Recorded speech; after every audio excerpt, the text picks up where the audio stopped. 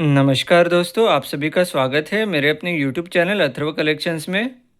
दोस्तों, जैसे कि आपने थंबनेल में देखा होगा कि सही मायने में कॉइन कलेक्शन कैसे करें या कॉइन कलेक्शंस कैसे स्टार्ट करें। दोस्तों, आज का हमारा वीडियो इसी पे रहेगा। इसमें हम आपको पूरी डिटेल में इंफॉर्मेशन देंगे कि कॉइन कलेक्शन कैसे स्टार्ट करें। देखिए दोस्तों, लोग कलेक्शन तो करते हैं जिनको पुराने कॉइन्स का, पुराने एक्सेसरीज़ का शौक़ होता है। वो अपने घर पे जमा तो करके रखते हैं कि चलो ये खूबसूरत सी चीज़ हमें दिख गई, या क्या बोल सकते हैं हम, लाइक कोई अच्छी चीज़ दिख गई तो उसको बस जमा कर लिया अपने घर पे या किसी कोने में रख दिया। दोस्तों, इसको कलेक्शन नहीं बोलते। कलेक्शन एक सिस्टमेटिक प्रोसेस है जिसमें आपको समझना चाहिए उस चीज़ की बारीकियों के बारे में कि उनमें क्या क्या बारीकियाँ होती है, किस किस प्रकार का कलेक्शन होता है और एक सिस्टमेटिक कलेक्शन किसको बोलते हैं। इसको हम विस्तार से समझेंगे। दोस्तों, सबसे पहले तो अगर आपको कॉइन का नॉलेज नहीं है, मान के चलिए कि अगर आपको आप कोई मार्केट में गए या कोई कॉइन शॉप में गए, कोई कॉइन एग्जीबिशन में भी गए, और हालांकि वहाँ पे आपको चीज़ें जेन्युइन भी मिल रही हो, ठीक है, लेकिन अगर आपको उस कॉइन का या उस चीज़ का नॉलेज ना हो, तो मैं ये आपको पर्सनली रिकमेंड करूँगा कि वो कॉइन जेन्युइन होने के बावजूद भी आप वो ना खरीदें। उसकी वजह ये है दोस्तों, क्योंकि अगर उस चीज़ का आपको नॉलेज ना हो पर्सनली,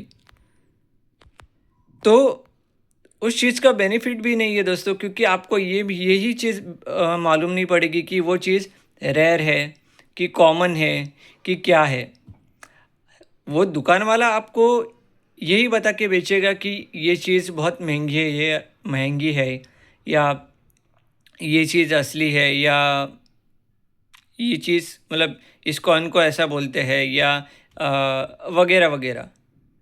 पर अगर आपको उसका पर्सनली नॉलेज ही नहीं है, उस चीज़ के बारे में आपको मालूम ही नहीं कि वो क्या होता है, कैसे होता है, उस कॉइन का मेटल क्या है, उसकी कंडीशन क्या है, मिंट मार्क क्या है, कॉइन पॉलिश्ड है कि अनपॉलिश्ड है, ये आप सिर्फ दुकानदार के कहे हुए दावे पे आप नहीं जा सकते। आपको उस चीज़ का पर्सनली नॉलेज होना चाहिए, उसकी जानकारी होनी चाहिए, तब जाके आप उस कॉइन में इन्वेस्ट कीजिए। जैसे कि दोस्तों, मैं अपने हर वीडियो में बताता हूँ कि कॉइन कलेक्शन एक हॉबी है, ये फील्ड ही एक हॉबी बेस्ड फील्ड है। अब इस फील्ड में लोग इन्वेस्टमेंट के पर्पज़ से भी कॉइन कलेक्शन करते हैं, वो एक अलग बात हुई। लेकिन सबसे पहले आप इसको एज अ हॉबी की तरह ट्रीट कीजिए। अगर आप कॉइन से प्यार करने लगोगे, आप उनको कॉइन को जतन करना, उनके साथ समय बिताना, दोस्तों इसको एक रियल हॉबी कही जाती है, या इसको रियल कलेक्शन कहा जा सकता है। तो अभी मैं आपको कुछ स्टेप बाय स्टेप बताऊंगा कि कॉइन कलेक्शन स्टार्ट कैसे करें। यही सबसे मेन चीज़ है कि कॉइन कलेक्शन स्टार्ट कैसे किया जाए। तो दोस्तों, सबसे पहले तो आप कॉइन कलेक्शन की शुरुआत किसी कॉइन को खरीद के ना करिए। ये पहली बात। कहीं से भी आप कॉइन परचेस ना कीजिए अगर आप कॉइन कलेक्शन की शुरुआत कर रहे हो तो आप करिएगा क्या।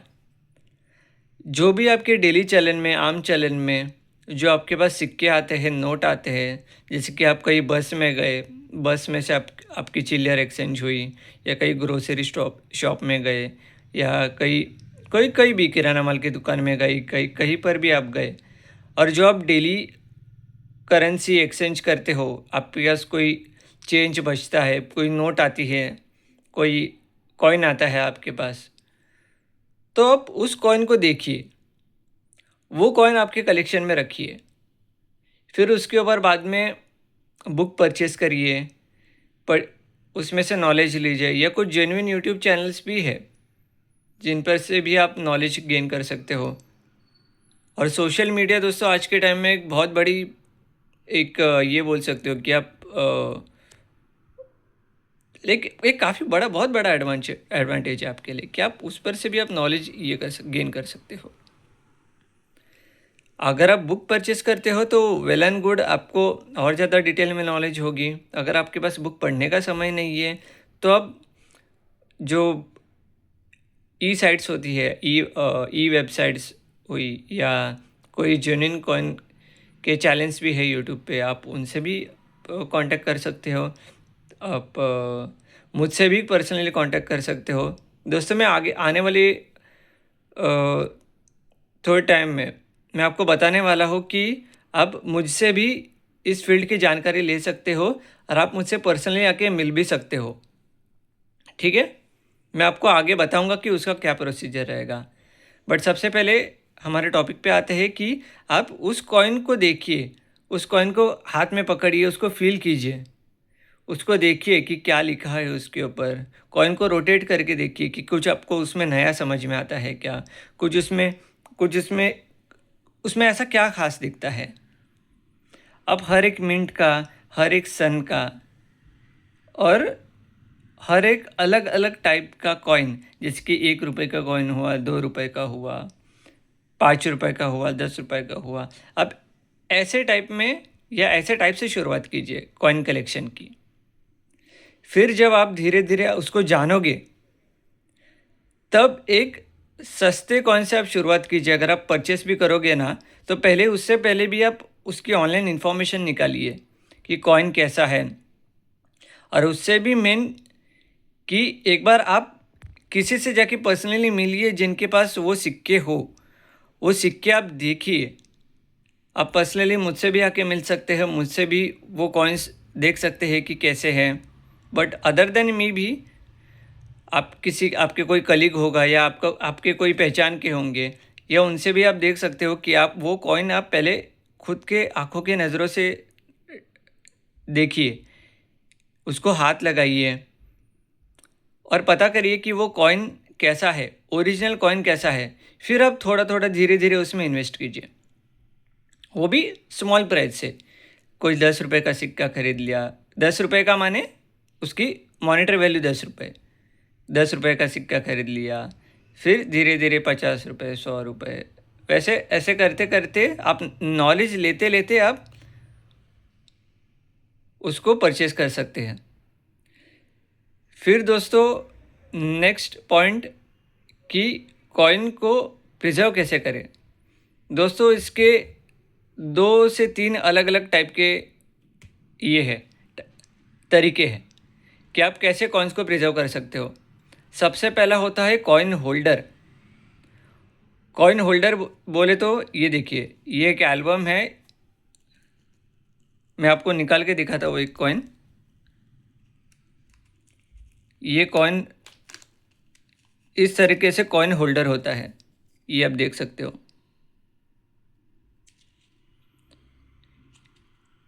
ये कॉइन होल्डर होता है और आपको इसको ओपन करके इसके बीच में कॉइन लगा के आप कॉइन स्टेपल कर सकते हो, सो दैट ये परमानेंटली प्रिजर्व हो जाएगा। ठीक है। और दोस्तों, आप ट्राई करना कि अच्छे से अच्छे क्वालिटी का ही आप होल्डर लेना, क्योंकि दोस्तों काफ़ी सारे चीप क्वालिटी के भी होल्डर्स आते हैं, तो आप वो अवॉइड करना। होल्डर लेते टाइम भी आप देख के लेना कि क्या उस होल्डर की क्या क्वालिटी है, वो भी आप देख के लेना। ठीक है, ये एक बहुत मेन बात है। फिर आता है उसको एल्बम बनाना। ये एक एल्बम है। आप कोई भी टाइप का एल्बम ले सकते हैं, बट अगर आप अच्छे क्वालिटी का लेते हैं तो वो आपके लिए ज़्यादा अच्छा रहेगा, क्योंकि काफ़ी लंबे समय के लिए उसके उसके अंदर कॉइन्स प्रिजर्व होंगे। ये इसको एल्बम बोलते हैं। इसको ऐसे एक एक करके आप इनमें कॉइन लगा सकते हो। इसका एडवांटेज ये है दोस्तों कि आप अगर किसी को भी ये कॉइन एल्बम दिखाओगे, या किसी को दिखाने की बात दूर की, आप खुद भी जब टाइम निकाल के अपना खुद का पर्सनल कलेक्शन आपको कोई कभी देखने का मन किया, तो आप जब एल्बम लोगे कि चलो मेरा मन किया कि अभी मुझे एक देखना है मेरा पर्सनल कलेक्शन, तो जब आप देखोगे कि हाँ ऐसे ऐसे मैंने सन के हिसाब से, मिंट के हिसाब से, उसकी कंडीशन के हिसाब से जब उसको लगाया है, तो अब आपको खुद को ही कितना सेटिस्फेक्शन मिलेगा वो देखने में। और जब आप किसी सामने वाले को दिखाओगे, किसी रिश्तेदार को दिखाओगे आपका कलेक्शन, तो वो देखने भी बहुत एक रिच कलेक्शन लगता है, बहुत ही मतलब बढ़िया लगता है, आपका इंप्रेशन भी बहुत अच्छा पड़ेगा उसमें। इस तरीके से दोस्तों कलेक्शन होता है। ठीक है। और एक आखिरी बात कि कॉइन को कभी भी साफ ना करिए, क्योंकि दोस्तों जब आप कॉइन को क्लीन करते हो ना, किसी भी मतलब आप सोप से, पीताम्बरी से, या जो मिट्टी या राख वगैरह आती है उसमें, उससे उस चीज़ से आप कभी भी या कोई भी केमिकल में डाल के कभी भी कॉइन को साफ़ ना करना। कॉइन को जैसा है वैसे ही कंडीशन में रखना, क्योंकि दोस्तों उसके वजह से होगा ये कि अगर आप कॉइन साफ़ करोगे तो उसकी जो भी एंटिक वैल्यू है वो पूरी तरीके से ख़त्म हो जाएगी। अगर कुछ बचता है तो वो फिर वो मेटल का भाव बचेगा, तो उसका फिर वो आपका ही लॉस है उस चीज़ में।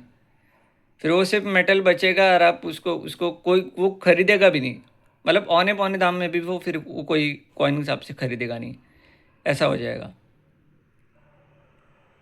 और और एक बात दोस्तों, जब भी अब हम देखते हैं कि लाइक काफ़ी सारे जो नए कलेक्टर्स है वो यूएनसी कॉइन का कलेक्शन बहुत ज़्यादा करते हैं।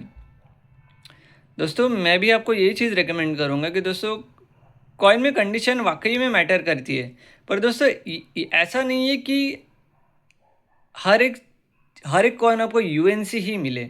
यूएनसी माने अनसर्कुलेटेड कॉइन या अनसर्कुलेटेड कंडीशन। दोस्तों ऐसा है कि इतनी सारी पॉपुलेशन अब लगी पड़ी है इस कॉइन के फील्ड में दोस्तों। मतलब ये बहुत बढ़ चुका है इसमें कि लाइक रेस बहुत बढ़ चुकी है, कलेक्टर्स बढ़ चुके हैं, डिमांड कम है कॉइन की। तो दोस्तों ऐसा ज़रूरी नहीं है कि हर इंसान को यूएनसी कंडीशन के ही कॉइन मिले। अगर रेयर या स्कैर्स कॉइन आपको फाइन कंडीशन में भी मिलते हैं तो वो आपको अपने कलेक्शन में ज़रूर रखने चाहिए। फिर दोस्तों अगर सभी लोग अगर यूएनसी कंडीशन के ही पीछे ही लग जाएंगे तो फिर जो मैं सिर्फ रेयर और स्कैर्स कॉइन की बात कर रहा हूँ, कॉमन की चलो बात ही अलग है, ठीक है। पर अगर जो रेयर स्कैर्स कॉइन्स है वो अगर कॉमन कंडीशन में भी है, अगर उसके ऊपर किसी का ध्यान ही नहीं है, तो फिर क्या फ़ायदा। मतलब सिर्फ यूएनसी कॉइन कलेक्ट करना मतलब कलेक्शन नहीं। कलेक्टर को कभी भी बायस नहीं होना चाहिए किसी भी एक पर्टिकुलर चीज़ को लेके, मैं तो यही कहूँगा। कलेक्शन आप हर प्रकार की चीज़ों का कर सकते हैं, बस इतना याद रखना कि हर प्रकार की चीज़ें, मतलब ऐसा नहीं कि आपने ऐसा कचरा जमा करके रखा है, मतलब देखने में ऐसा ना लगे कि आपने सब ऐसा इकट्ठा करके रखा है और उसका आपको कुछ नॉलेज ही नहीं है। दोस्तों मैं एक ऐसा कलेक्टर हूँ जो सभी प्रकार की चीज़ों का कलेक्शन करता हूँ, हर एक चीज़, वो कॉइन्स हो, नोट्स हो, पेपर हो, स्टैम्प्स हो, एक्सेसरीज हो, सब चीज़ों का। बट मुझे उस चीज़ का नॉलेज है, कोई मुझे सामने वाला पूछे तो मैं उसको बता पाऊँगा उस चीज़ के बारे में। तो ऐसा है, अगर आपको हर एक चीज़ का अगर आपको एक स्पेसिफिक चीज़ का कलेक्शन करना है तो सिर्फ आप एक स्पेसिफिक टॉपिक पकड़ लीजिएगा। जैसे कि अगर आपको कॉमोमरेटिव कॉइन्स का कलेक्शन करना है तो सिर्फ आप कॉमोमरेटिव कॉइन्स का कलेक्शन कीजिए। फिर आप उसको like metal wise, like aluminium, magnesium के कॉमोमरेटिव्स हुए, फिर कॉपर निकल के हुए, अलग अलग ऐसे। या आपको डेफिनेटिव सीरीज़ के mint wise collection, date wise, year wise वैसा करना हो तो वो वैसा आप टॉपिक पकड़ सकते हो।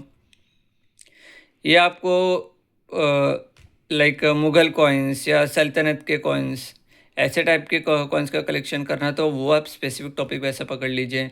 एक ऐसा स्पेसिफिक टॉपिक आप पकड़ लीजिए और उसी स्पेसिफिक टॉपिक पे, उसी चीज़ पे आप कलेक्शन कीजिए, सो दैट वो एक कलेक्शन आपको बहुत ही सिस्टमेटिक और बेहतर लगेगा और देखने वाले को भी वो आप एक बेहतरीन अंदाज में आप उसको प्रदर्शित कर सकते हो।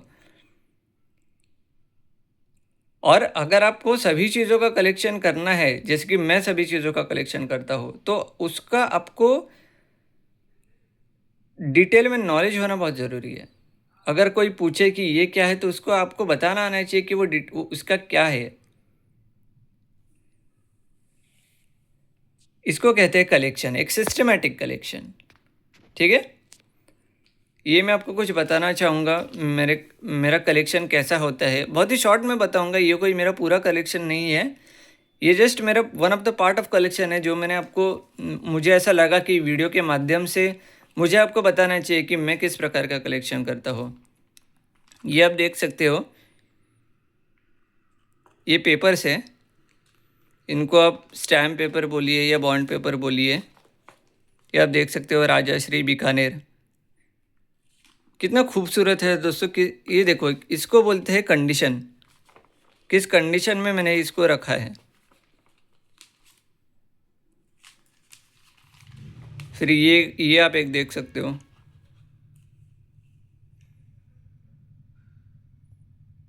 ये पिटीशन पेपर है कोटा का,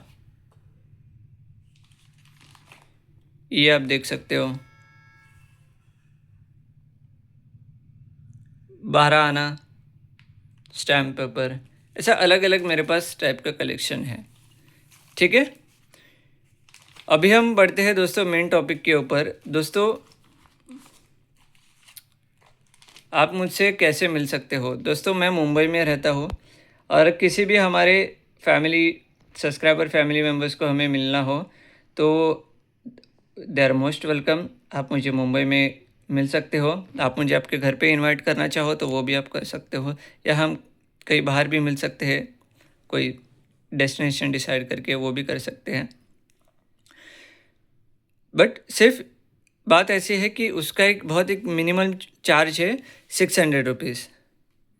एक उसका बहुत ही 600 रुपीज़ एक मिनिमल चार्ज है दोस्तों।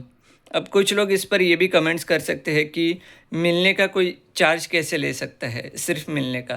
तो दोस्तों, बात सिर्फ मिलने की नहीं है, बात समझनी है कि कोई एक पर्सन उसका टाइम निकाल के आपके लिए आ रहा है, आपको नॉलेज प्रोवाइड करेगा।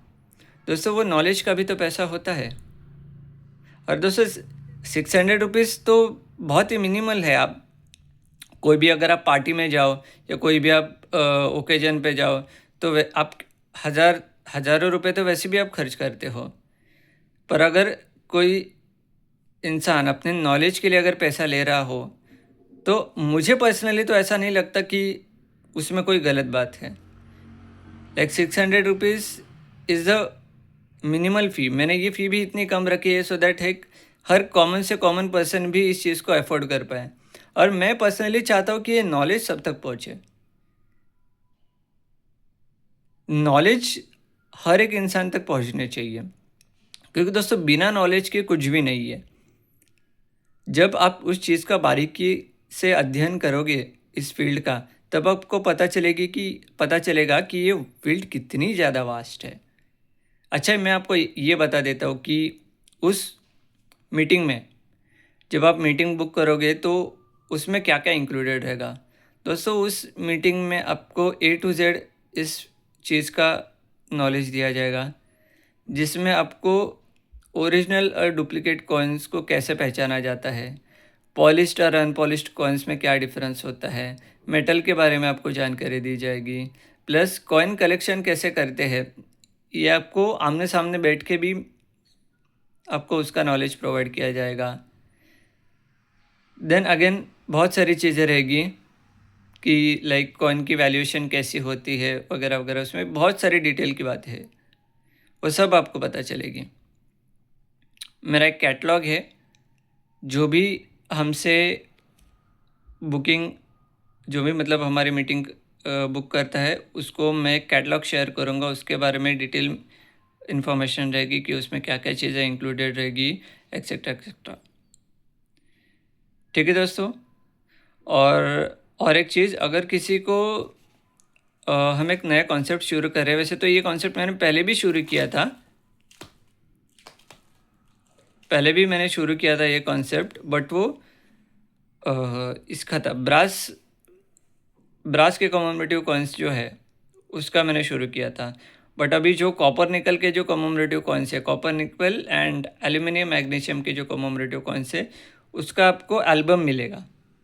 उसमें आपको सारे कॉइन्स सिर्फ कुछ ही उसमें मिसिंग्स होंगे, सिर्फ कुछ ही उसमें कॉइन्स मिसिंग होंगे, बाकी सारे कॉइन्स आपको fine, very fine, extra fine, ऐसे कंडीशन में आपको वो कॉइन्स मिलेंगे। वो पूरा एक एल्बम होगा।